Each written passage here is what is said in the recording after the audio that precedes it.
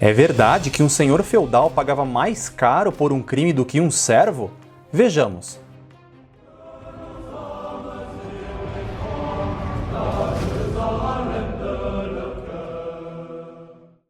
Saudações, prezados amantes da Idade Média, sejam bem-vindos ao canal Medieval.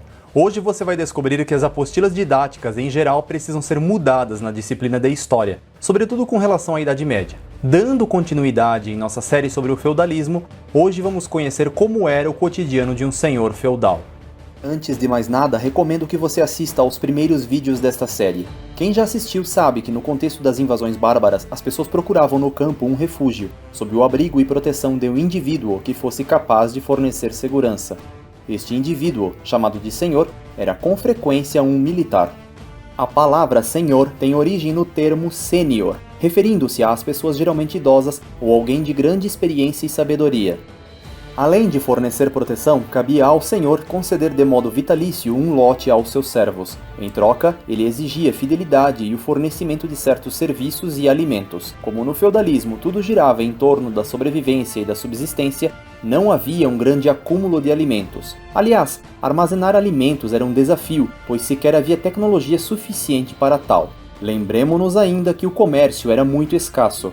Portanto, o armazenamento praticado pelo senhor feudal só ocorria na medida da necessidade, como por exemplo para alimentar a milícia que protegia os próprios servos e o feudo, para passar os rigorosos invernos europeus ou os períodos imprevistos de seca e fome, e mesmo para ter o suficiente para se sustentar caso inimigos cercassem o castelo.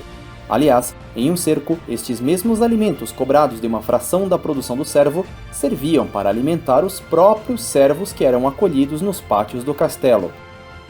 O senhor feudal era parte da nobreza. Isso significa que, além de saber cavalgar e lutar, ele também deveria ser letrado e conhecer algumas ciências. Conhecer a tradição e os costumes de seu povo era também um requisito importante. Mas alguns senhores chegaram à nobreza por terem sido elevados, seja por grandes feitos ou por terem sido nomeados à cavalaria. A transformação da nobreza em uma casta fechada ocorreu somente depois da Idade Média, por volta do século XVI. Todavia, quanto à nobreza e à cavalaria, trataremos em vídeos específicos.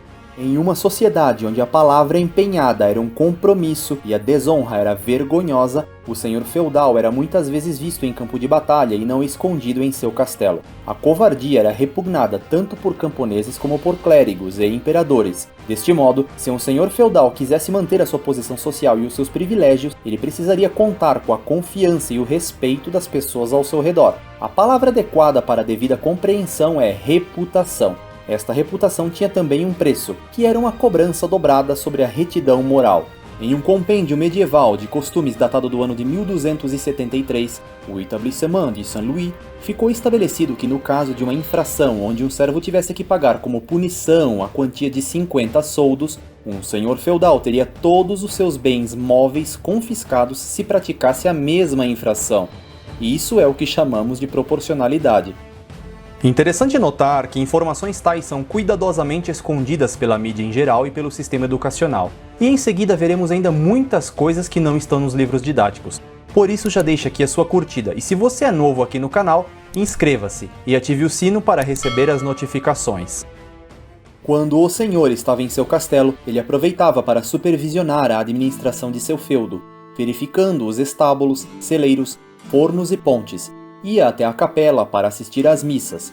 Ele também enviava patrulhas por seus domínios, das quais com frequência participava. Quando falamos em castelos no feudalismo, é importante destacar que não se trata de um lugar cheio de confortos. O absolutismo e seus luxos demorariam a chegar. Ao contrário do que muitos pensam, os castelos europeus até o século XIII eram em sua grande maioria feitos de madeira. No interior destes castelos a luminosidade era escassa, pois por questões de segurança as janelas eram estreitas e afastadas. A luz provinha em grande parte de velas e tochas.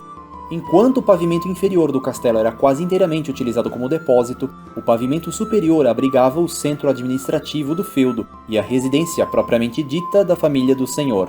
Havia ali um salão principal, onde o senhor operava uma pequena corte de justiça. Em alguns casos, neste mesmo cômodo, a família do senhor tomava as refeições, ou ao menos o faziam quando tinham convidados. Ao lado do salão estava o quarto do casal senhorial. Geralmente, os filhos do senhor feudal dormiam todos no mesmo cômodo, separados apenas por cortinas. Nos quartos, os colchões eram colocados no chão ou sobre armações baixas de madeira. Algumas famílias mais prósperas tinham ainda uma sala de estar, mas esta era um tanto quanto rústica. As paredes eram cobertas de armas, bandeiras, tapetes e peles de animais. A única fonte de aquecimento neste cômodo ficava no centro da sala e era uma fogueira nutrida por lenha. Para a fumaça escapar, havia uma abertura grosseira no telhado ou uma claraboia. Curiosamente, chaminés eram raras em castelos até o final da Idade Média. A senhora feudal fiscalizava os afazeres dos empregados domésticos, que poderiam ser servos ou homens livres. Ela também fiscalizava a produção de alimentos e educava os seus próprios filhos, às vezes com a ajuda de tutores. A fiação era ao mesmo tempo uma arte e uma necessidade com a qual ela também se ocupava. Como o senhor feudal, ela era também educada, sabia cavalgar e geralmente sabia manusear o arco e flecha. Era ela quem administrava o feudo na ausência do marido. Quando reunidos, os integrantes da família de um senhor feudal costumavam rezar e também divertir-se. Famílias mais tementes a Deus dedicavam mais tempo à primeira atividade. Isso não impedia que uma e outra família senhorial apreciassem de vez em quando as apresentações musicais de menestréis. Outra diversão comum era jogar gamão, ou ainda o xadrez, que era muito apreciado. Outra atividade apreciada era a caça, que ocorria geralmente em duas modalidades, a caça de montaria ou a caça de cetraria. Basicamente, a primeira era uma caça de perseguição a cavalo e a segunda se dava por meio da falcoaria. Contudo, falarei sobre a caça na Idade Média em outro vídeo. Mas a diversão predileta era a participação em torneios, o que além de demonstrar as capacidades marciais de cada senhor, também tinha uma função social, como prova de valor. Vestindo a armadura completa, os senhores exibiam em seus escudos os brasões de sua família. Montados em cavalos, se batiam com lanças a toda velocidade. Era uma competição perigosa. Contusões não eram raras, ferimentos também podiam ocorrer e até mesmo algumas mortes. O nobre que ainda não era casado tinha também nestes torneios a chance de demonstrar coragem, segurança, honra e destreza. Se assim o fizesse, ele se distinguiria aos olhos de uma jovem eleita e, sobretudo, aos olhares exigentes de seus pais. Em caso de guerra, o senhor liderava a sua milícia, comparecendo às batalhas para responder fiel e prontamente à convocação do seu suzerano, prestando serviço militar a quem ele deveria respeitar como um pai. O que, em tempos conturbados, não deixava de ser um imposto pago em sangue. Com isso tudo, se ao pensar no senhor feudal aparecia na sua mente a imagem daqueles reis que se fartavam em banquetes extravagantes à custa dos camponeses, você estava na verdade pensando em alguns reis da Idade Moderna, onde grande parte da nobreza de fato se degradou. Mas este período, que veio séculos depois, é alheio ao feudalismo, que é próprio da Idade Média. Trata-se de um cenário que destoa do cotidiano de um senhor feudal. Agora escreva nos comentários o que você pôde aprender e compartilhe este vídeo com seus amigos. Considere fazer uma contribuição lá no Apoia-se, o link está aqui na descrição.